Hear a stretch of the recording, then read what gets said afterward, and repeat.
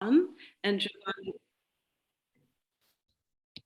Giovanni Picker will be responding to Daniile's presentation. I want to say how this is a bit about how this has come about. We all notice when we participate in NYI that by the end of the 2 weeks or 3 weeks, whatever it is, our conversations and our classes begin spilling over, and it becomes one large sort of inclusive amorphous or morphous conversation with echoes from other classes resounding and so on. And this is a great thing. We love this. We would encourage it, but we don't have to because it happens of itself.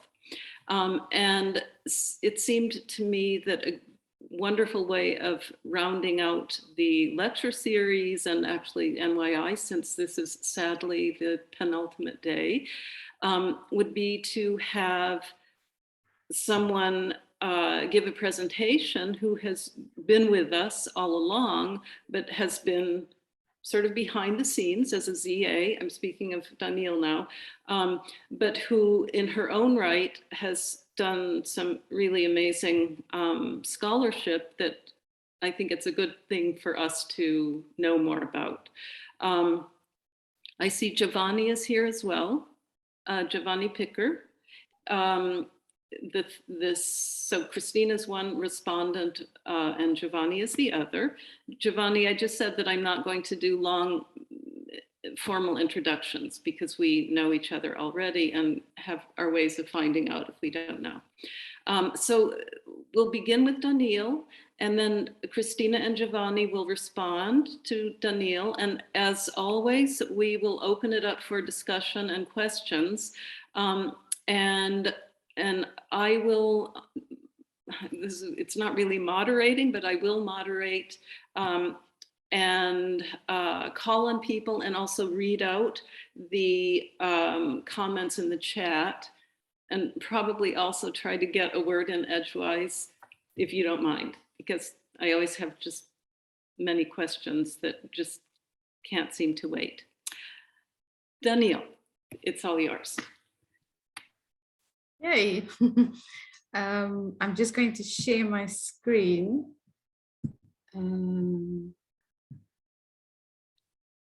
Okay. And then just wanna, yeah. Okay. Sorry, let me just hide this. Okay, so thank you very much for inviting me to talk about my work. The way I've structured it, I'll explain a little later, but essentially I wanted to speak about autoethnography as a decolonial intervention. So I'm just going to briefly speak about why decoloniality, why autoethnography, how I used autoethnography as a decolonial intervention, and then just some concluding thoughts. So to introduce this, I'm going to read a quote by Sylvia Wynter that says, "All our present struggles with respect to race, class, gender, sexual orientation, ethnicity, the sharply unequal distribution of the Earth's resources, these are all the differing facets of the central ethno-class man versus human struggle." And I believe that in some way or another, with these different aspects, we are all trying to assert our humanity and be recognized as fully human. And this struggle, because of race, class, gender, sexual orientation, ethnicity, it becomes a multidimensional struggle, and it's all interlocked. But part of the struggle is also the context in which you are located.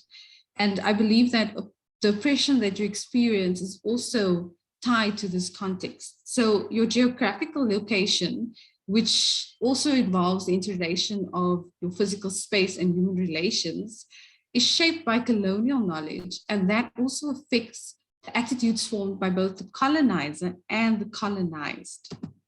So locations can reproduce violence and oppression, but they're also crucial for understanding how narratives about the oppressed persons are formed. And these narratives are localized, and they often inform how stereotypes and prejudice are formed against oppressed persons. So in this way, geography is not merely just a physical landscape that involves human interaction. It's complicated by aspects such as race and class and gender. So although colonialism is officially over, these epistemes are imprinted on our geography and our relations with one another. And they continue to shape how we respond to each other in post-colonial era. So having said that, why decoloniality? And I want to first define decoloniality and not assume that you all know it. So I refer to a quote by Maldonado Torres, where he says decoloniality refers to efforts at rehumanizing the world, to breaking hierarchies of difference that dehumanize subjects and communities and that destroy nature, and to the production and counter discourses, counter knowledges, counter creative acts, and counter practices that seek to dismantle coloniality and to open up multiple other forms of being in the world. So in this sense, decoloniality contends that there are colonial remnants still evident today, and our knowledge and way of being has and continues to be influenced by coloniality. This means that there needs to be an intentional interrogation of colonially informed knowledge. And in simple terms, to me, it speaks to resistance and also creating alternative narratives that are not always captured by our history. So how do you do decolonial work? And for me, it speaks to creating alternative narratives. And one such way is using autoethnography. I must caution, though, when I say that, sometimes it may be too soon to speak. And when I say that, it's because sometimes you're not ready to speak about things that you're experiencing related to your identity, your race, your gender. But I still believe that there's power in narration. So there's power in your story, in your lived experiences. And part of autoethnography also, and about writing alternative narratives, is that it allows you to claim some agency, because the oppression will continue either way, whether you write your story or not. And part of also autoethnography is becoming conscious of the pain or the trauma that's associated with your identity, be it race, gender, class. So what is autoethnography? And it's essentially a research method that allows the researcher or the author to self-reflect and to use I when illustrating selective narratives from their experiences. It allows you to analyze your experiences in a retrospective manner. It also allows you to connect your personal narratives with theory, which allows you to create meaning from your experiences. And lastly, it allows you to speak about personal experiences because you are immersed in that environment. So part of that is, since you have to interpret your own narrative, there's a lens through which you need to analyze your narrative. And one such framework is decolonizing. So decolonizing as a theoretical framework. And I draw on Mart's definition of decolonization, in which she indicates that to decolonize is to detach yourself as the colonized subject from the colonizer, which means removing yourself and your behavior from being regulated by the colonizer. And essentially, it means becoming conscious of the colonial influence in your narrative. Because that's the lens through which you want to interpret and analyze your narrative. So why I used autoethnography as a decolonial intervention. So when narrating my experiences, I felt that I could reflect and make theoretical inferences about my experiences to enhance the implications that they presented. I also wanted to narrate issues that were particular to my identity, and I felt that using autoethnography would be a good option for me. Also, it allows me to shed light on dehumanizing experiences and that are written retrospectively. And then lastly, because I am a marginalized colored woman in South Africa, it was important for me to self-define and self-interpret my reflections. And for that reason, it was the most appropriate research method. So how did I use autoethnography as a decolonial intervention? So the research question I asked myself, because with any paper, you have to ask yourself a question. And with this, I asked myself, why did I feel as if I lacked a sense of belonging because of my legal identity as a colored woman? Also, as part of the manner in which I used autoethnography is to apply ethics. So not using any names or any way of signifying who I'm speaking about. And then the way in which I analyzed my narratives or interpreted it was through decolonial feminism. And what this does is it creates awareness of the gendering of colonized. And for me, in the case of apartheid, also apartheid-rooted identities. And this was quite important for me. So before I continue to my narrative, just a bit about my context or where I'm located. So just some pictures. This is South Africa. You'll see in the one corner, that's the provinces, which become quite important in my narrative. And that's just a bit of how South Africa looks. So it's quite a beautiful country. I hope I'm not going too fast, but I don't want to waste time. So just in terms of the background on colored identity, in terms of the colonial empire, they couldn't consistently label individuals of mixed ancestry because they had ambiguous features. And by doing so, they created census. And during these censuses, they tried to give labels to racially diverse individuals, but it subsequently changed year after year.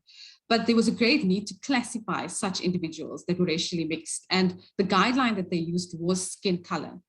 But essentially why they wanted to separate or classify or label individuals was essentially to separate the citizen from the non-citizen in South Africa. And what apartheid did, which succeeded the colonial empire. So once colonialism ended in South Africa, apartheid began, which was just another form of colonialism. And they extended and formalized the racial segregation that they observed during the colonial period. And this was mostly focused on social control. But the only difficulty was trying to maintain social control amongst races was that the racially diverse offspring from miscegenation was very complex to classify as a race group. And they had several attempts at trying to place racially diverse. The last attempt took the form of homogenizing the racially diverse group of people into a single category labeled colored.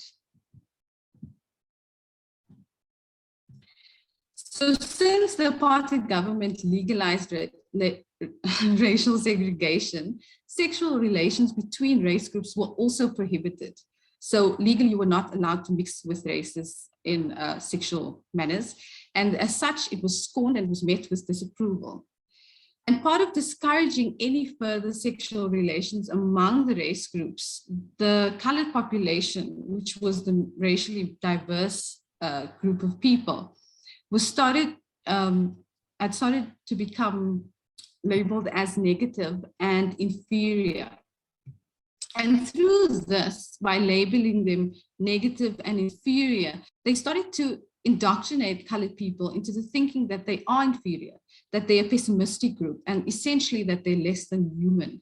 And by doing so, they effectively separated Black and colored people from ever forging any type of solidarity. And as such, this has and continues to cause a great amount of turmoil for colored people in post-apartheid South Africa.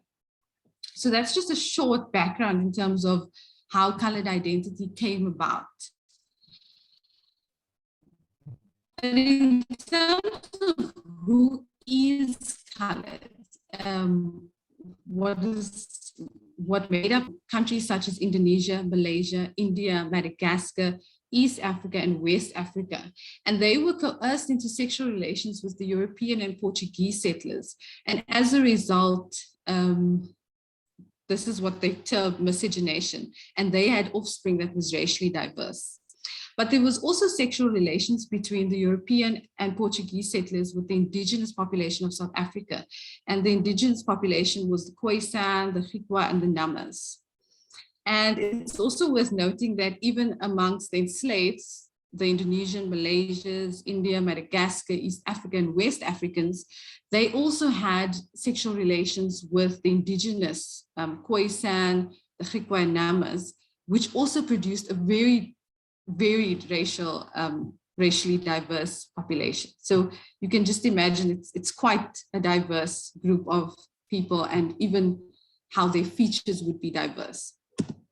So that brings me to what it possibly looks like to be colored. And this is by no means what all colored people look like. It's just to give you some indication of what colored looks like in South Africa.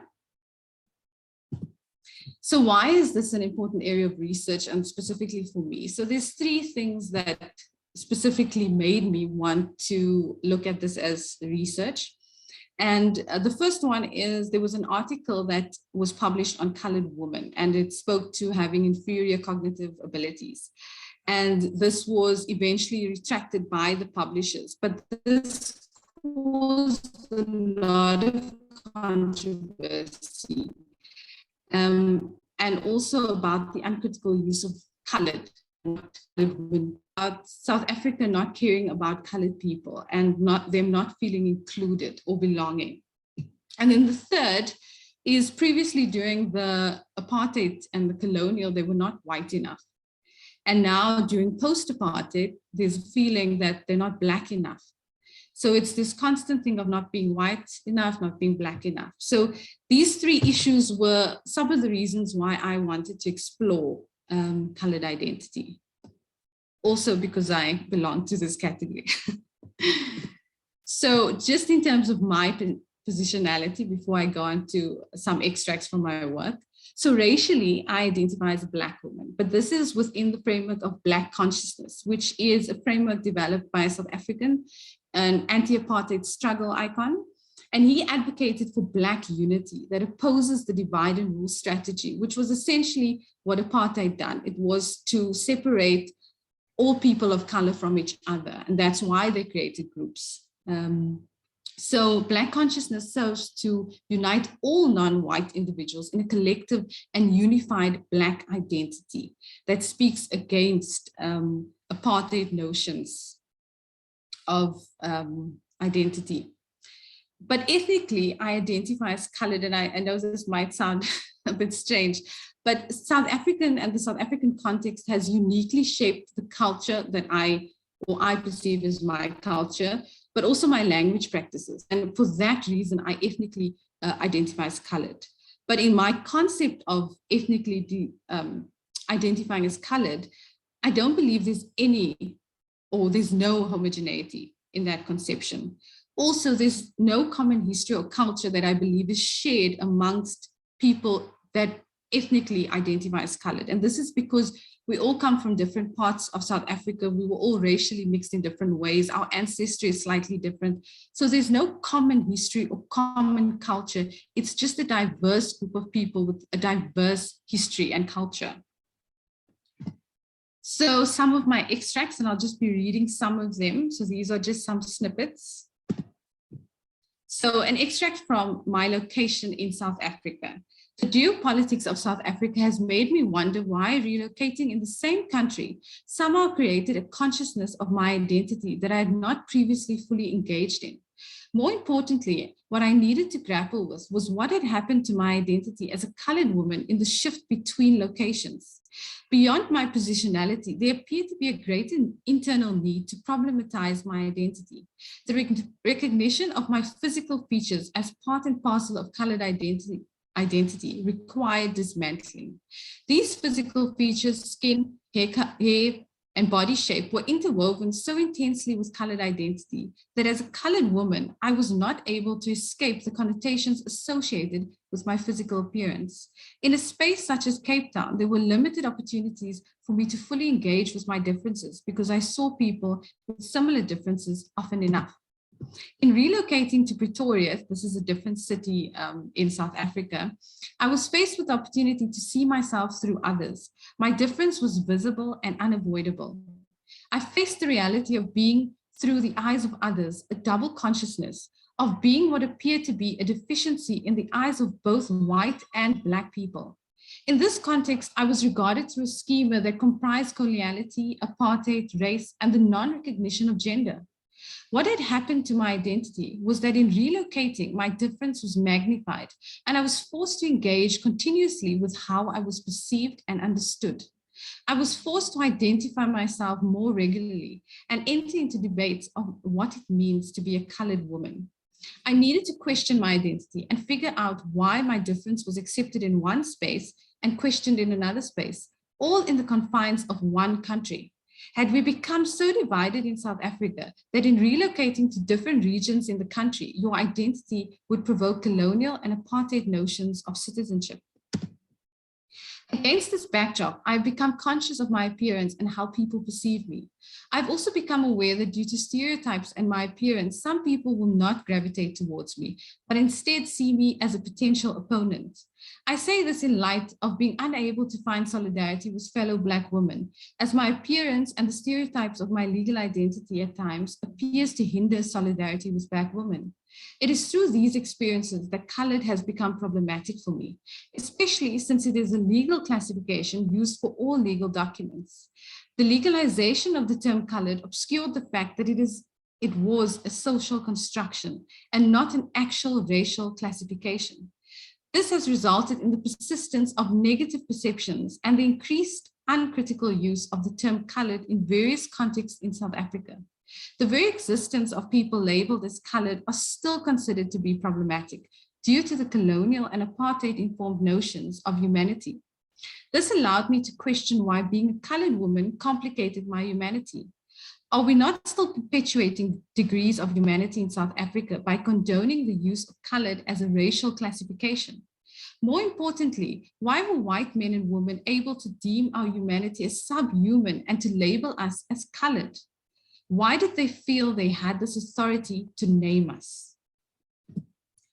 And then just an extract from being colored in South Africa. So due to my education at white institutions, I'd internalized the apartheid category of colored as truth and a signifier of my identity. It was only when I was confronted with alternative learning and education that I was able to identify my internalized oppression.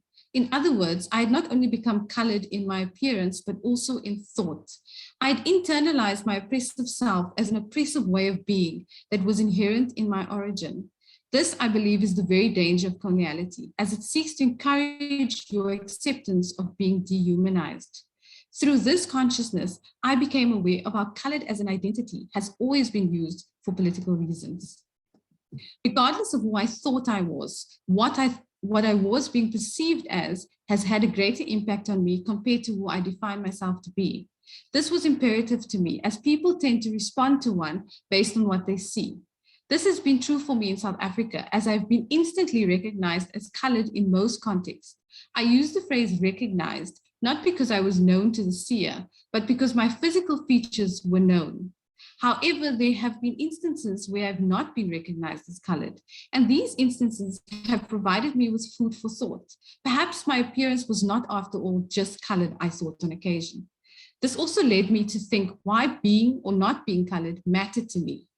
Having said this, I believe that my identity had not been static, but has evolved as I've grown in different areas of my life.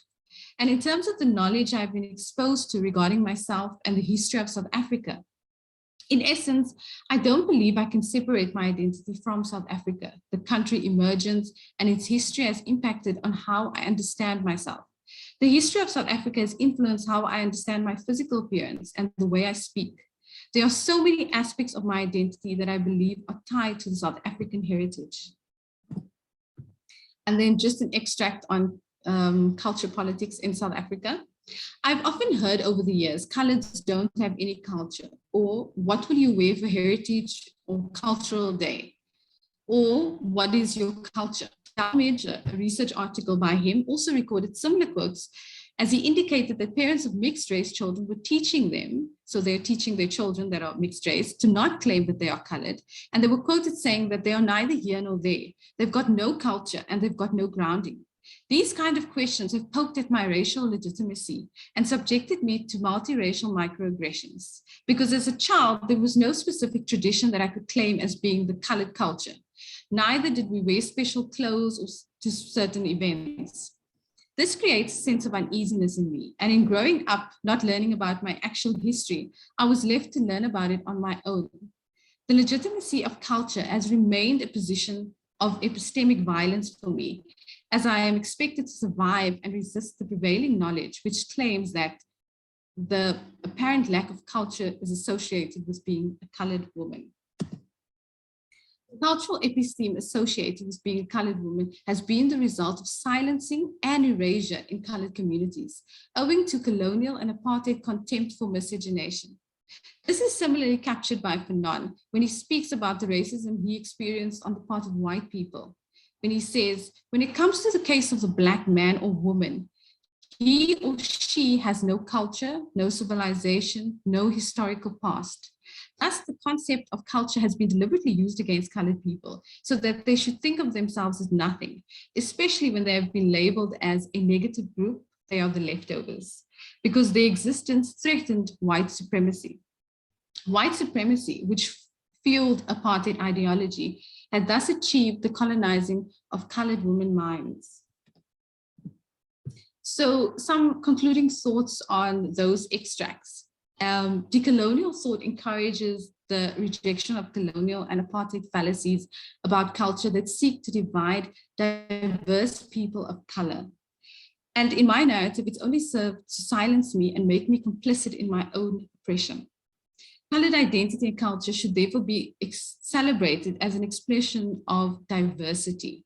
And having said that, that same power that is taken from colored women can be reclaimed by creating a socially and materially more meaningful identity. So for me, by using autoethnography, it's the start of rehumanizing after suffering under dehumanizing practices such as colored classification. And I see myself as entering a journey of decolonial thinking in which I'm constantly evolving in how I think about myself and my identity. And I don't for one moment believe that my way of seeing color should be seen as a universal. Instead, it should offer perspective on the aftermath of apartheid classifications, such as the colored classification. In my personal capacity, however, I do want to continue to engage in dissecting colored identity and the different nuances prevalent in South Africa. So just some concluding thoughts for using autoethnography as a decolonial intervention.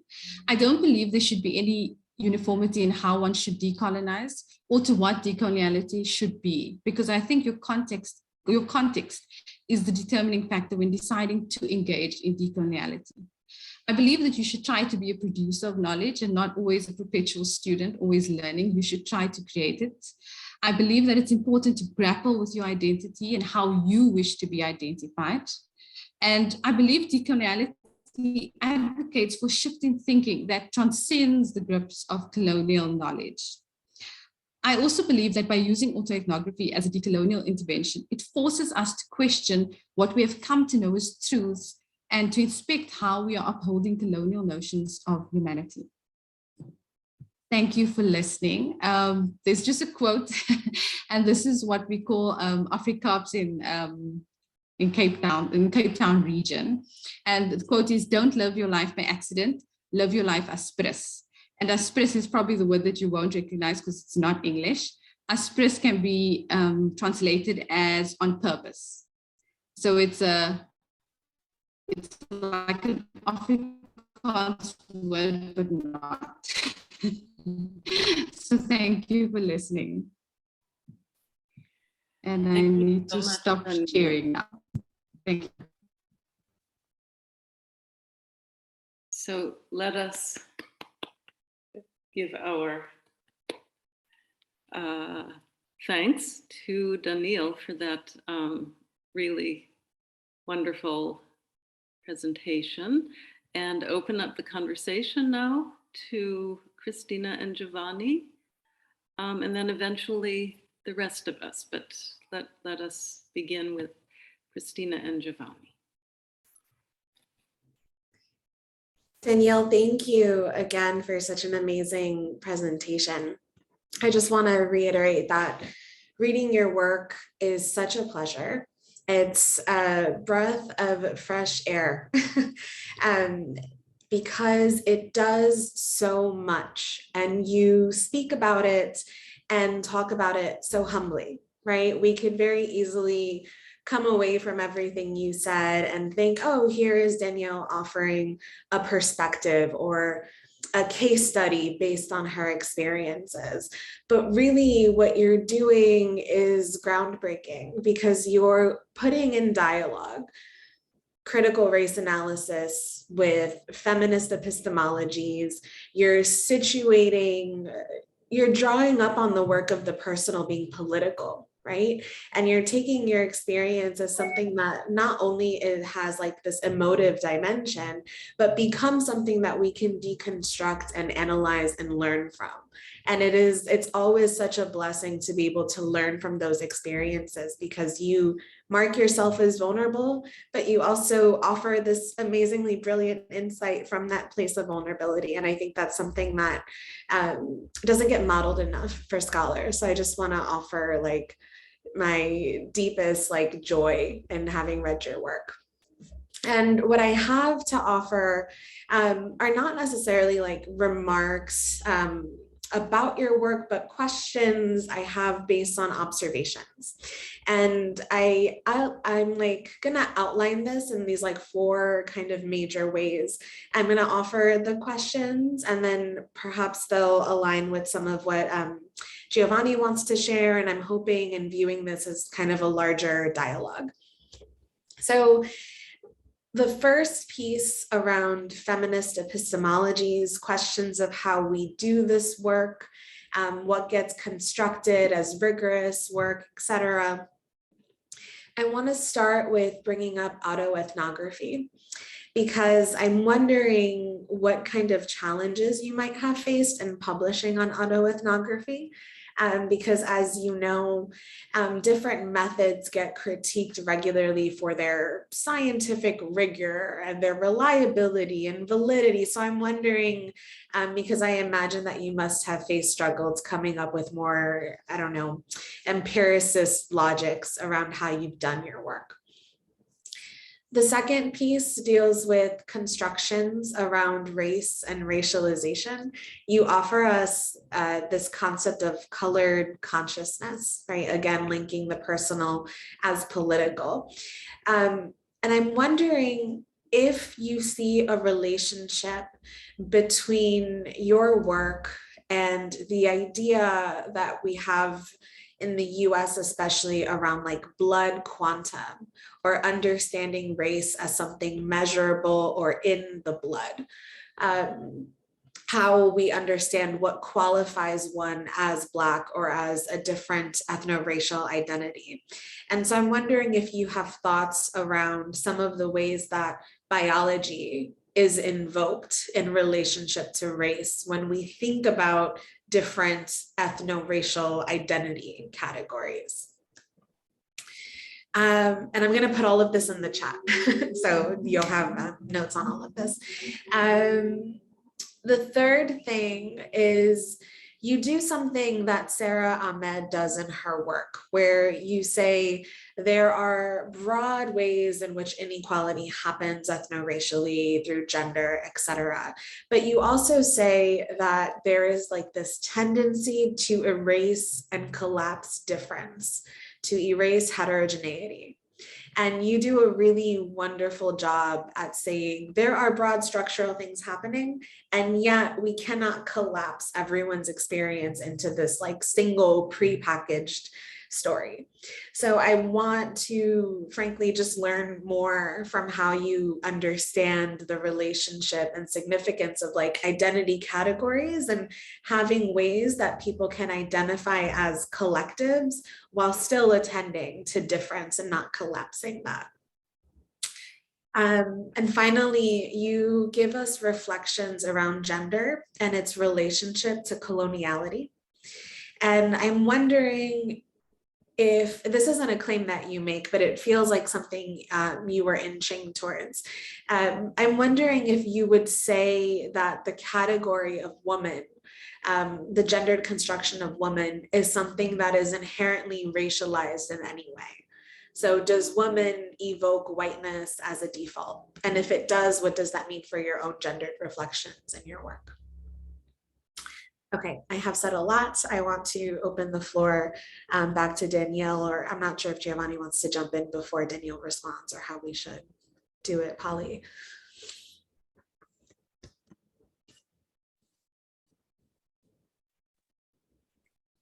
Yeah, Polly. I'm trying to unmute myself. Daniile, you decide. Would you rather hear Giovanni's responses or first respond to Christina's responses? Questions. Let me hear his also, because Christina's posted also, so that I can keep track. Giovanni? Yeah, okay. So thank you immensely, Daniile, for your really thought-provoking and really refreshing contribution. I read 2 articles by you, and I was also really joyful while reading them because of the reasons Christina outlined so eloquently, and also because seeing things from Europe. I grew up in Italy, and I work now in the UK. The perspectives that is so well and lucidly rooted in a biography of someone who grew up in South Africa, who can show us so vividly the complexity of the relationship between the personal and the political, the individual and the structural, is really very it opens up a lot of ways of thinking that in many European institutions are not considered valuable, or are very often not really considered academic at all. So in a way, the first question that Christina raised about your difficulties or your process of publishing and what you went through, that would also be something I would be interested in asking, in knowing. I also have 3 points. One is something that relates to more the background that I come from. I'm an urban scholar, and I work on cities, and I'm working on the relationship between race and cities. And because South Africa is such a iconic context when it comes to race and cities in the scholarship, when you say that I cannot detach my identity from South Africa and its history, I was wondering whether you would also say the same as in relation to Cape Town and Pretoria, right? And if there is anything that you see as peculiarly Cape Townian, or in the way you experienced your identity and the categorization that was attached on you, and what happened when you came. You described what happened when you went to Pretoria, and the way your experience changed. And so my guess is that yes, there is something attached to the cities. But I was wondering if you would say something more, or rather that you would say that what matters most is the state category. So the fact that it's South Africa and not so much Cape Town or Pretoria. So that's one thing. The second point I wanted to raise was a question. Again, I had perhaps really situating here my question in the European space and in my own biography. So I identify as a hybrid Jew. My father was a Holocaust survivor, and my mother is not Jewish. And so by Jewish standard, I'm not Jewish because of the matrilinear heritage of Jewishness. But I'm trained in critical race. I do work in critical race, and I do take seriously the colonial roots of the Holocaust, for example.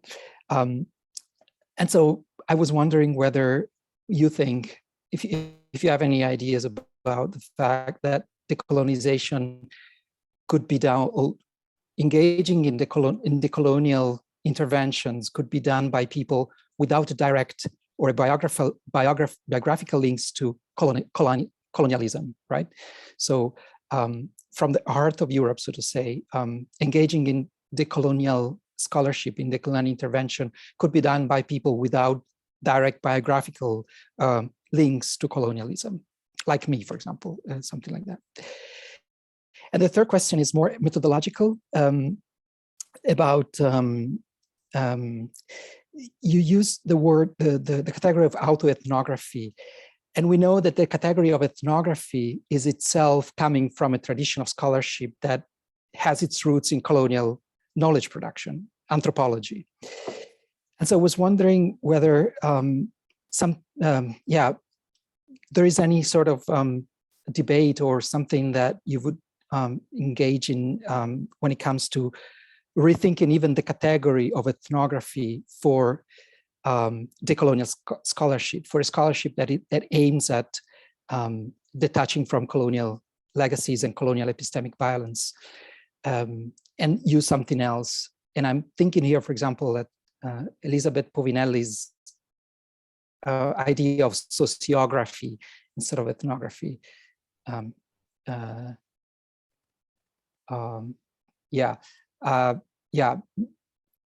Okay. I see a question in the chat. Maybe we can come to this question a bit later on, and leave space for answers or Daniile's. Thanks.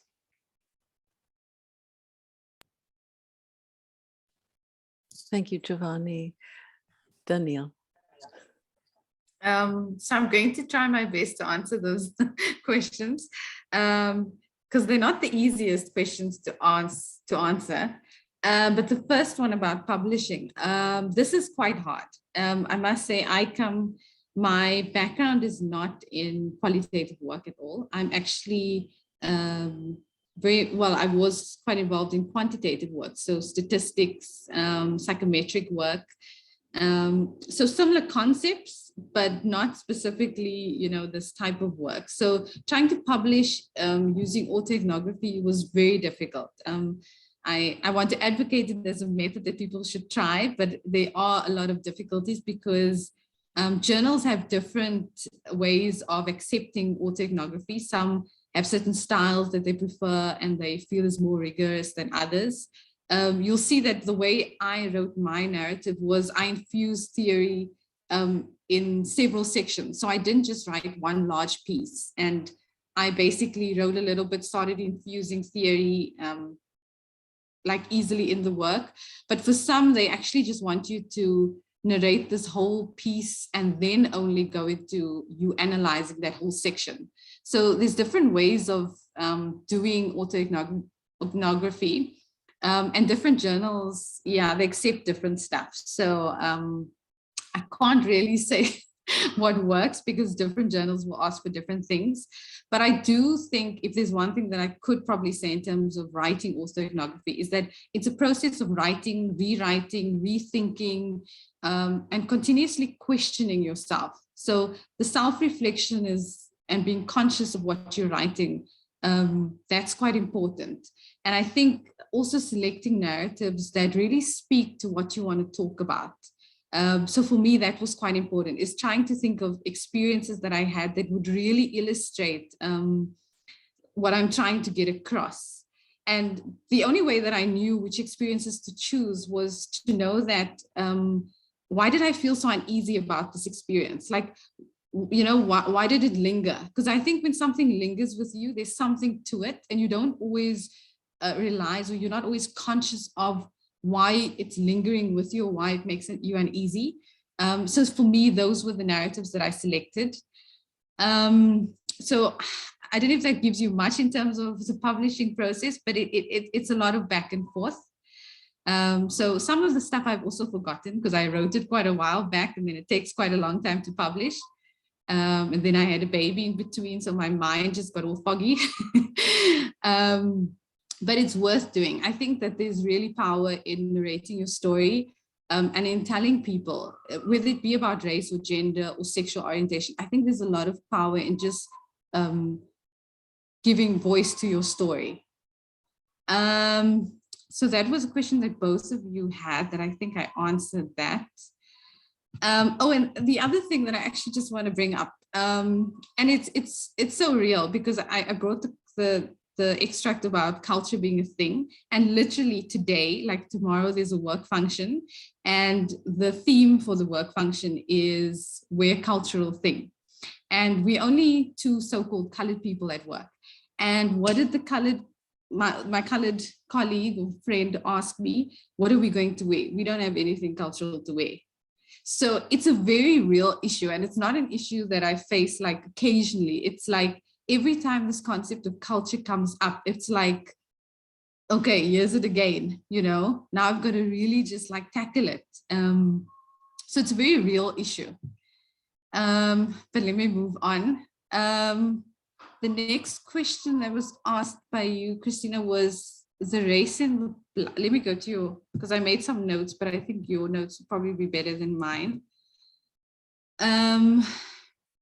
The idea of blood and measuring what qualifies in biology, it's a difficult one because the biology of colored people, and I think because we have such a diverse background and we all look very different and physical features are so different. So trying to say that you're black or not black, it becomes a very, or even trying to say you're colored sometimes for some people is also difficult because some colored people are darker in complexion. They've got more coarse hair. They're more voluptuous. So they would read more as a black person and they'd easily be assimilated into blackness. But then someone like me would not read the same, for example. So your bloodline is mixed. And I think people by nature know that colored people are mixed, but there's a lot of negative connotations to that mixture. And the idea that there was also rape associated with this creation of colored people, that also adds to this idea of race and blood. And so it's very complex, and I don't think I have a good answer for that. I think there's a lot of things that I grapple with because there's just a lot of erasure and there's a lot of things that I don't know. And also family histories. I can only tie my ancestry to a certain point. I don't know further than that because they tried to classify people in the colonial period and in apartheid, people were constantly reclassified. So if you got through the pencil test, which is when they put a pencil through your hair and it goes right through, that means that you can be white. If it gets stuck, then you're black or you're colored or those type of things. So there's a lot of like things that cause reclassification and that makes classifying and the categories of race very complex in South Africa. Yeah, so I don't have a good answer for that, but it is something that I also grapple with because the biology component of it is, yeah. I mean, there's also a case of, and there's actually a movie on it, it's called Skin, it's on Netflix. And there was a white couple that had a colored looking child. They were both white, but they had a colored looking child. And it's a true story. So the blood it's mixed, even for white people, it's mixed, or so-called white also. Yeah, so biology and race and categories, I think it's all blurred from my viewpoint. Yeah, that's the best I can do with that. And then your next question is, how do you think about colored identity? Oh, the tendency to erase the diversity. I think that's the thing for me with the culture issue, is that we don't have something specific. So we don't have, like in South Africa, there's a lot of cultures. So you get Zulu, Venda, even the indigenous, the Khoisan, the Nama. So they all have traditional clothes. And I'm sorry, I don't have a picture, but I wish I could show you. So it's beautiful. It's so beautiful when people dress up in their different cultural attire and we celebrate cultural heritage. But the problem with that is that it almost creates this idea that there's one culture, and that if you're a person, you only belong to one culture. And that's not true for colored people, because I don't have one thing that I belong to. I identify with multiple cultures, but yet I don't have something that represents that culture. So in many ways, this idea of culture and the promotion of culture also promotes this erasure of diversity, that you should be one thing and not several things at once. So that to me has become a very contentious issue, because if I have to dress as something traditional, I don't know what to dress as because I don't have that one thing. I've got like several places that I could represent, and I can't represent it in one thing. So to me, that's how culture continuously acts. And when they do all these functions, or within South Africa, when they promote culture, they're also promoting a sense of one culture in terms of it's Zulu culture, it's Afrikaner culture, it's Xhosa culture. And then you don't talk about colored culture because there isn't a colored culture. So it continuously also promotes the idea that there is no colored culture. So to me, in that sense, that promotion, it's political, and it also, it kills and erases the diversity. And it doesn't even acknowledge it. It doesn't acknowledge that there's diversity there. And then you asked about, does the woman evoke whiteness as a default? I didn't speak about it specifically in the article that you read, but I'll touch on it in a different experience where I'm with other colored, so-called colored women. And the idea sometimes is to promote white qualities. So keeping your hair straight, or like, oh, are you going to iron your hair, or those type of things. And when you question, like, why not just have your hair curly? Why not just have it natural? Sometimes the idea is that it looks neater, it's better, you look prettier. So in that sense, as you can almost get that there is a promotion that the white woman might be the standard of what it is to be a woman.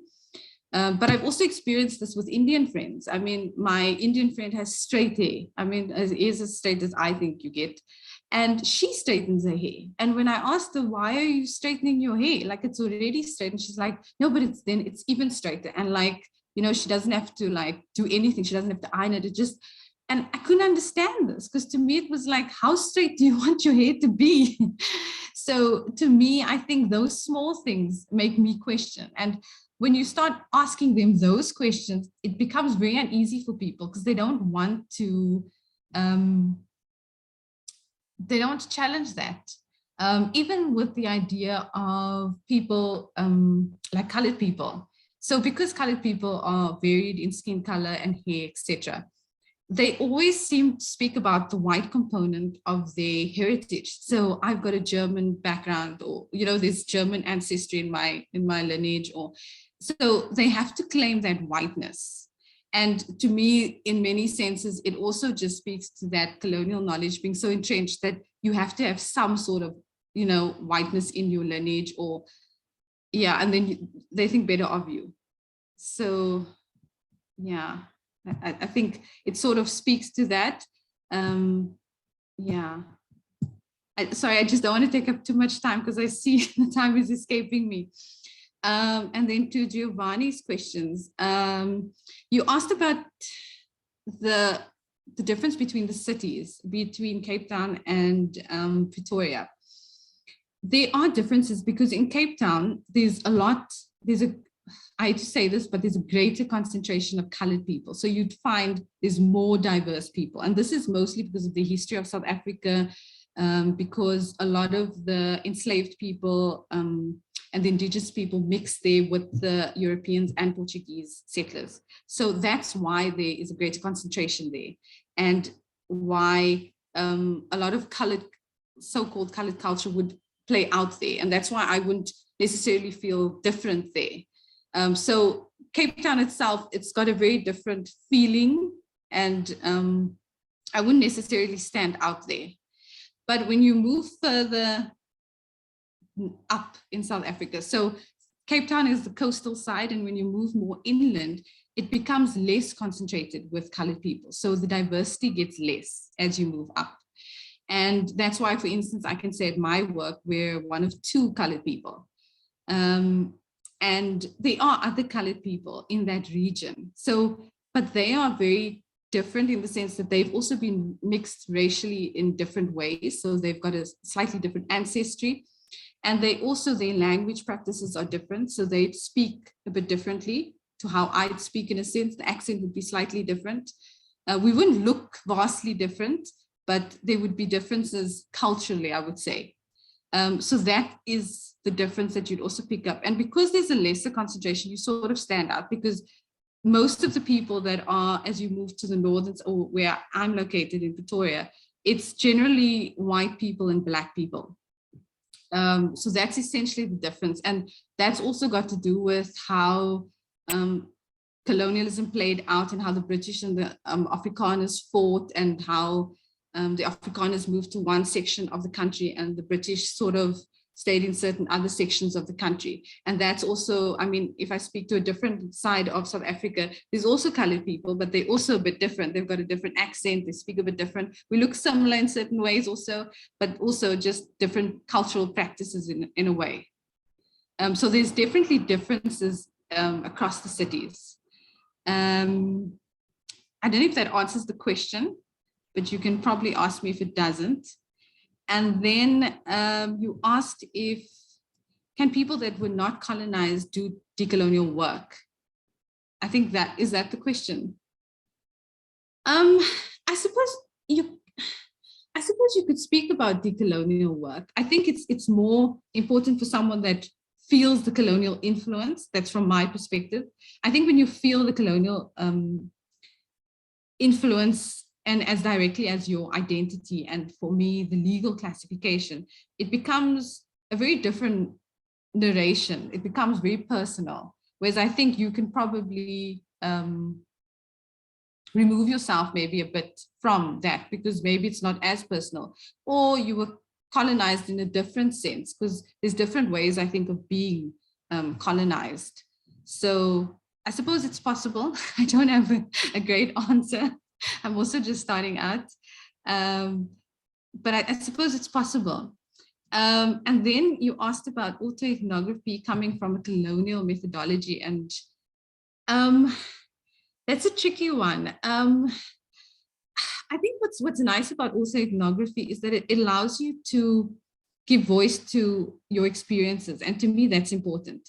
I think the part that needs decolonizing in terms of autoethnography is that to stick to the prescribes of a journal is what colonizes autoethnography, because you're sticking into that confines. I think if we could break out of that and speak, you know, what's the word, vernacular, even infuse vernacular into autoethnography, and not just make it purely English because English is the standard, by infusing your localized language in autoethnography and losing the prescribes that journals often force into you, that keeps that colonial influence in autoethnography still. That's the only way I can think about moving away from the colonial influence of autoethnography. Yeah, I don't know if that answers it, but I'm trying to be as concise as I can. Thank you. Thank you. That was, thanks.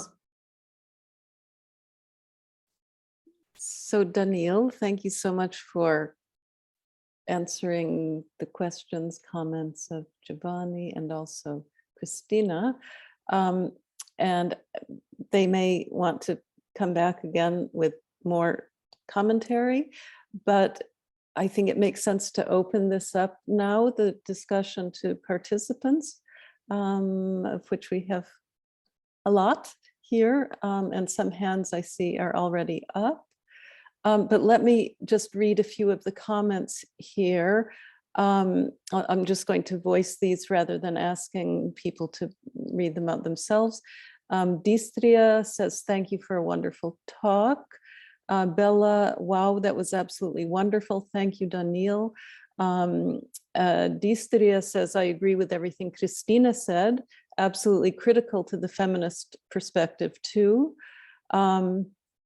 Artur Matuk, whenever possible, Giovanni could say something more about the colonial roots of the Holocaust. That's somebody's interested in hearing more about Giovanni's comments. And a question from Distria: has the silencing you've experienced both as a woman and as someone colored, so-called colored or colored in quotations, also impacted on your language? Has it silenced your language or thought patterns at times? Watch what you say, how you say it, who you say it to, and so on. So let's start with that Distria's question, which is.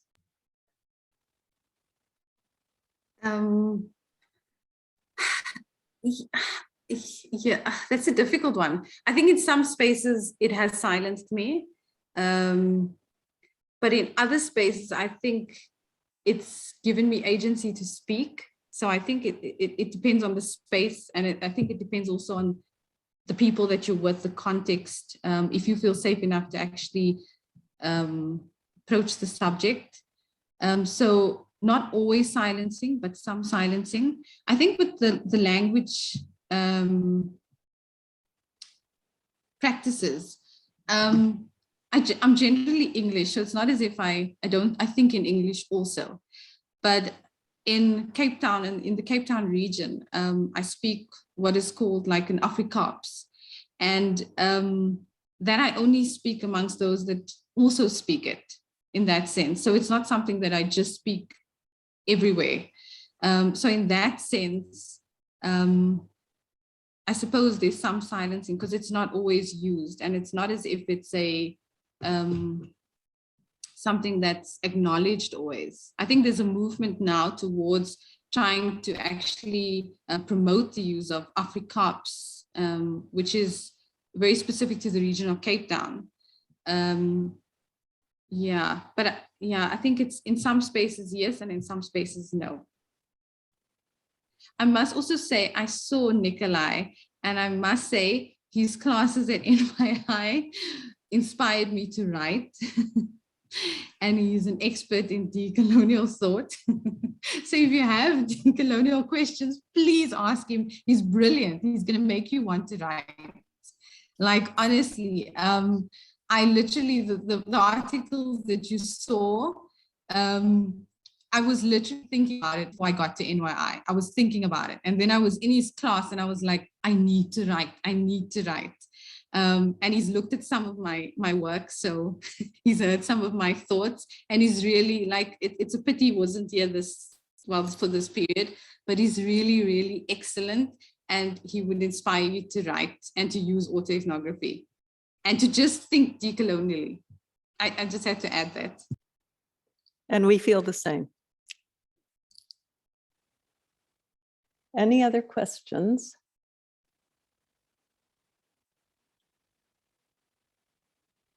Raise hands, or you can also write your comment and I'll read it out. There's another comment here from Barb Le Savoy. Thank you so much, Daniile, for such an amazing talk and for inviting us into your work.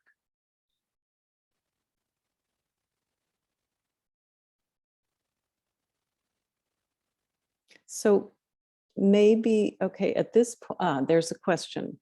Olga, but I do want to say that I think it makes sense to have this cross-boundary question and answer, because Artur, I guess, asked something of Giovanni. So maybe we can have Olga first, and then Giovanni can answer Artur's question. Is that getting too complicated? I don't think so. It'll work. Okay, Olga, please. Yeah, thank you. Thank you for your talk, and thank you for such an approach. So I also have kind of a methodological question, I'd say. So first of all, even though at the end you kind of mentioned that it looks like we cannot have a general structure, yeah? We cannot say that if we are about to use this approach, this method, we can just use the same kind of steps. But maybe you can kind of highlight, yes, if somebody is about to use it, yes, the kind of similar approach, what is advised to be done, yes, in general? That's kind of the first question, yeah, so how can we, make kind of a method out of it, yeah, so not to have a biography, yeah, but to have kind of an autoethnographical piece. And my second question is also kind of about this is a method, because usually we assume to be objective, yes, and I suppose it can be really, really tough, yes, to be objective. So is it possible, to have a look at your own reflection, at your own thoughts, at your own experience from kind of an objective point of view? So I mean, how scientific can it be? Whether it's possible? Was it difficult for you to kind of, not to get too maybe subjective in this? Thank you. Thank you. I think it's possible, yes. And I think if you want to do it, I would say definitely try it. I think the first thing that you need to do is, what is your question? So for me, it was, why did I feel like I didn't have a sense of belonging? And so have one question that you're asking yourself, and then think about 2 or 3 narratives. So 2 or 3 experiences that you've had that have made you feel that way. And just narrate that experience, like you went with a friend and you went somewhere, like narrate the whole experience and just write it out as you remember it. So don't think about it too much, just write it down plainly. And then re-look at that same thing that you wrote. So try and write at least like 2 or 3 experiences, then re-look at it and start asking yourself questions on what you actually wrote. And then after you've done that, I would say start looking at the type of theoretical framework you want to apply. And literally that means it's the lenses through which you want to look through your own narrative. And in that way, it sort of answers the second question. You're not going to be totally objective, but you're trying to be critical. I think that's more the line in which you want to move, is to be critical of what you're writing, because it's subjective in many ways. And by looking through, there's different lenses you can look through. You can look through decolonial lenses, you can look through various feminist theories, and look through those theories at what you've written and take it each apart, like take out sentence for sentence or little pieces by pieces that speak to different aspects about what the theory is pointing out. That's sort of the mechanism that I use. So it's a lot of back and forth. You're going back and then you're rewriting it because it's maybe not as clear as it should sound. And then you realize, oh, so this is maybe what this experience means through these lenses. So you're constantly going through that. But the lenses will determine how you actually analyze your own narrative.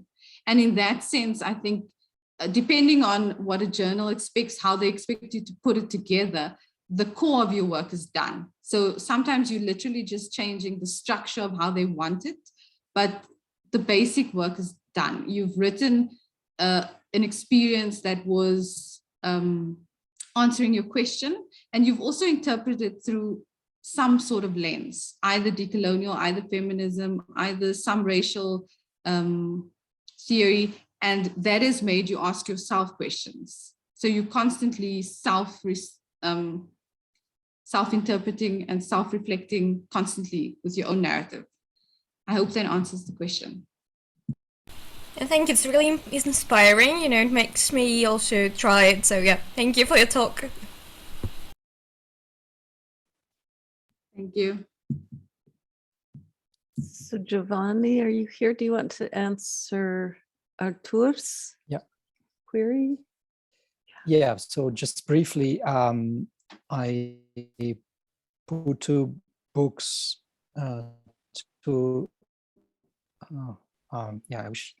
so these are 2 books, if you can separate the links.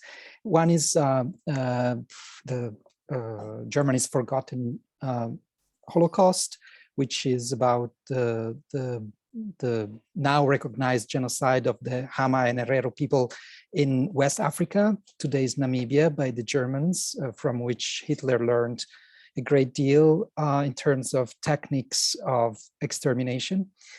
And the other is Shelley Baranovsky's 2011 book, Decolonial Roots of Nazi Empire is the title. But before them, Hannah Arendt already laid out the contours of the empire, imperial origins of Hitler's projects, especially the final solution. So the authors that came after and analyzed the colonial roots of the Holocaust actually drew a lot on Hannah Arendt's work in the origins of totalitarianism.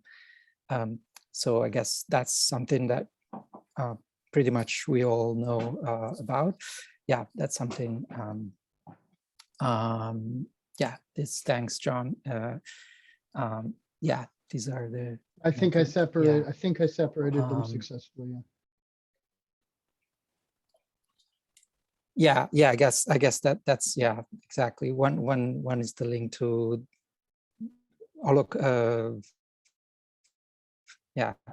Olugoza's and the other is to Baranovsky's book.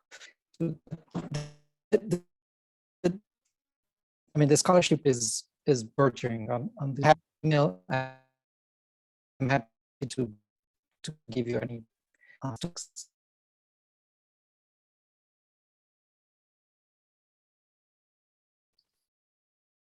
Thank you, Giovanni.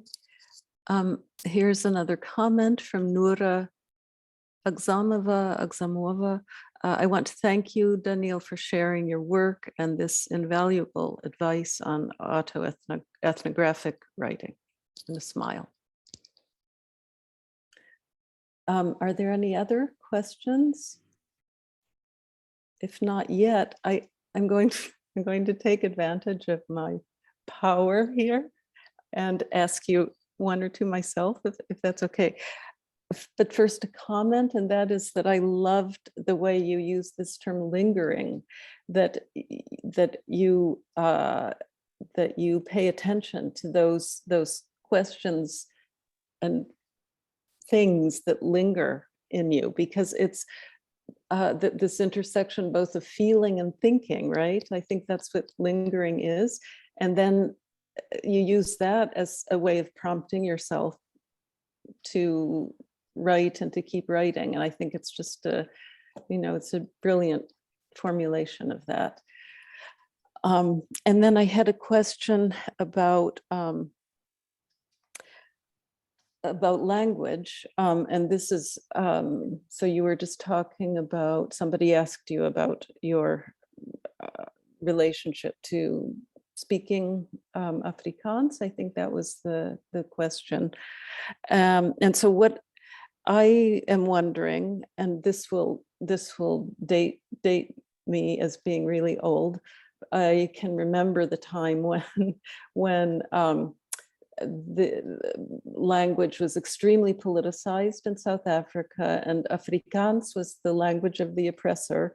And I guess the Soweto uprising was, in part anyway, connected to, well, you should say more about this, but this imposition of Afrikaans as the language of instruction in schools. It was something like that. Is it too far back? Am I going too far back? Or, I mean, this is before you were born, I know, but. Depends on how old I am right now.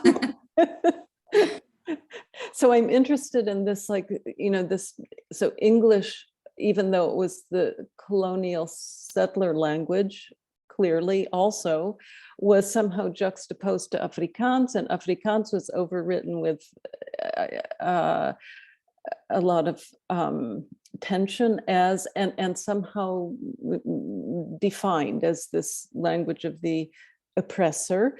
And then, but Afrikaans is the language also of many so-called coloreds, right?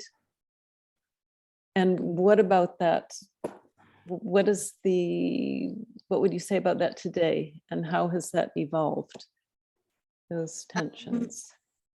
the tensions haven't evolved that much, actually. There's still a lot of tension. So in the region that I'm in, there's a lot of Afrikaans. So essentially, they're both colonial languages, English and Afrikaans. Although Afrikaans was created in South Africa with the Dutch settlers mixing with the indigenous people, etc., when apartheid happened and they claimed Afrikaans as their language and they standardized it, they made it colonial in that sense, because then Afrikaans came with a certain type of rigor, and that was considered the standard of Afrikaans. So anyone that spoke variations of Afrikaans, and that's what Afrikaans is. It's a variation of Afrikaans. It mixes English and Afrikaans together. Because like with the enslaved people, they came from different countries, Indonesia, Malaysia, all of them. So because they had to communicate with each other, they needed to create a language that sort of merged their different languages together. So Afrikaans has got a lot of those influences, Malaysian, Indonesian, and I really don't know all the technicalities to it, but there's a lot of those influences interwoven into that. So what they're doing now, and as recent as I think last year, they're trying to create a dictionary for Afrikaans. But when I speak about Afrikaans, I speak about only so-called colored people speaking it in the region of Cape Town. There are colored people or so-called colored people in different regions of South Africa, but they don't identify with Afrikaans. And that's why I say there's no common culture and there's no common language practice either. So if you had to take, for example, the colored people where I'm located in Pretoria, they don't identify with Afrikaans. They speak a different variation. Their Afrikaans is slightly a bit different. The way they, and I wish I could think of a sentence now, because then I could sort of illustrate it, but they also put their words together slightly different. And if you had to go to a different region also, in Durban, I don't know if you know that, it's a different coastal city. They speak English, but they infuse some Indian words in their English. So, and some Zulu words. So there's different language practices in different regions. So the contention with Afrikaans, it still is in certain places. Like there was a university, actually the university that I did my PhD at was in a issue with Afrikaans because they were forcing people to still do Afrikaans as part of their tertiary education also. So they had the option. So it privileges those that are Afrikaans because they can do it in their native language, so to speak. And those that are natively English, they can do obviously all their studies in English because English it's everywhere. But those that are, for example, like Xhosa, Venda, because we've got 11 official languages, they can't do their tertiary education in their native language. So they've got to either do it in English, and obviously at this university, there was Afrikaans also. So they felt as if Afrikaans is also just privileging the white minority, because it is a minority also in South Africa. And that made Afrikaans another, yeah. So it's still contentious. It's not all over. I think a lot of the apartheid issues are still prevalent, and it sparks up every now and then. But language is still very much political. It's quite a big battle, even in testing. And that's why I was quite interested in psychometric testing, because that's where a lot of race relations and discrimination played out, because testing practices were used to exclude. And with the testing also, they made tests in English and Afrikaans, but for native indigenous speakers, for African speakers, they couldn't do well on such tests because obviously they didn't have education in their native language. Mm-hmm. So yeah, it's still very complex, still very much unresolved. Yeah. So you're not that old. Okay. Any other questions or comments? Can I say a minute something that I think it relates with what Daniile was saying? Absolutely, please. I'm not sure if I understand everything she said because I'm not used to the accent. I'm sorry. But I wonder if you guys heard about Arendse.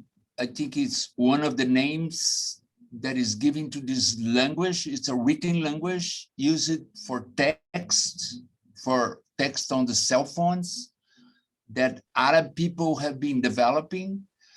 And because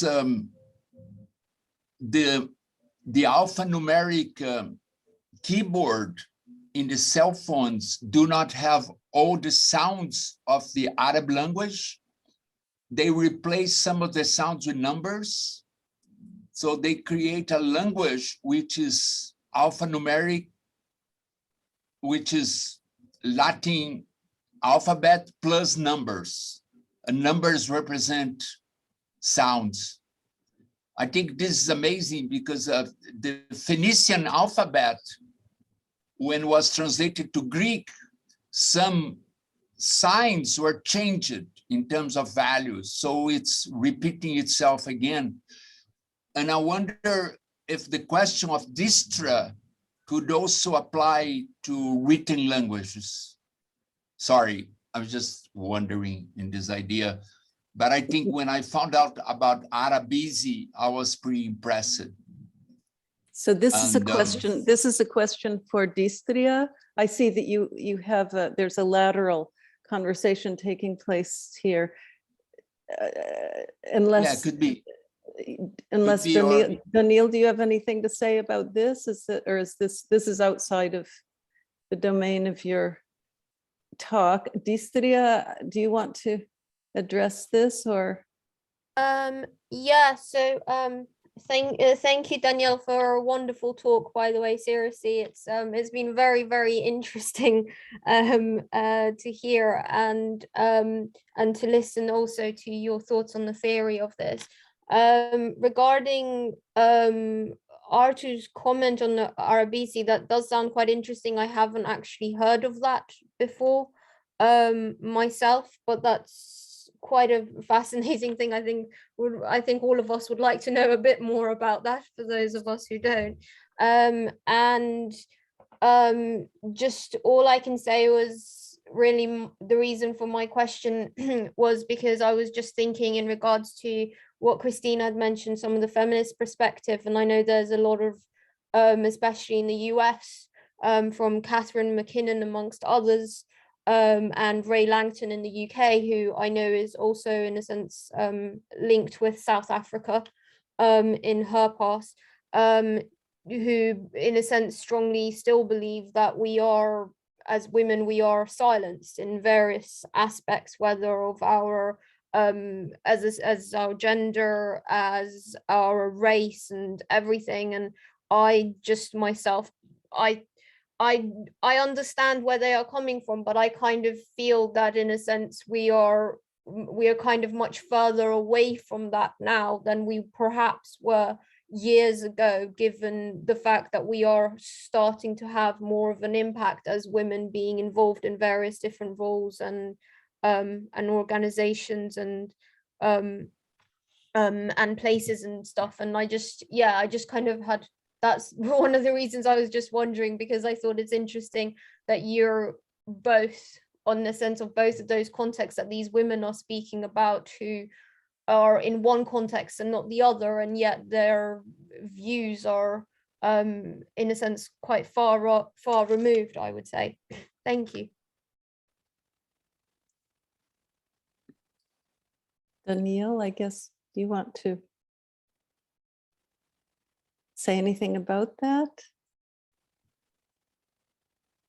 I don't have much to say. No, I don't have anything to say.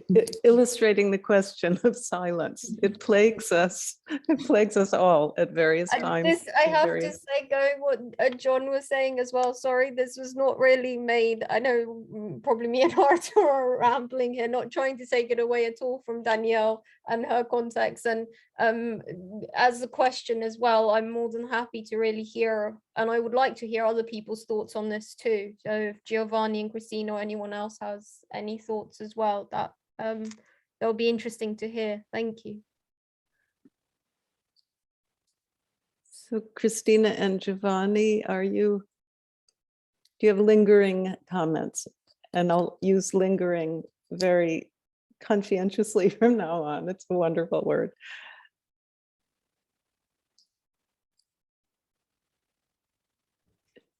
No, I'm not sure I have anything to offer on this specifically. Okay. Well, time is moving. We have had a wonderful discussion. I want to thank Daniile for agreeing to give this beautiful presentation. I see there's one hand up here, but I did want to ask about your slides. Would it be possible for us to see the slides that you showed during your presentation in some form or other? I keep asking you this in regard to our class, but that will work somehow, because I can imagine that people would really like to look at those again. And so that's possible. Daniile?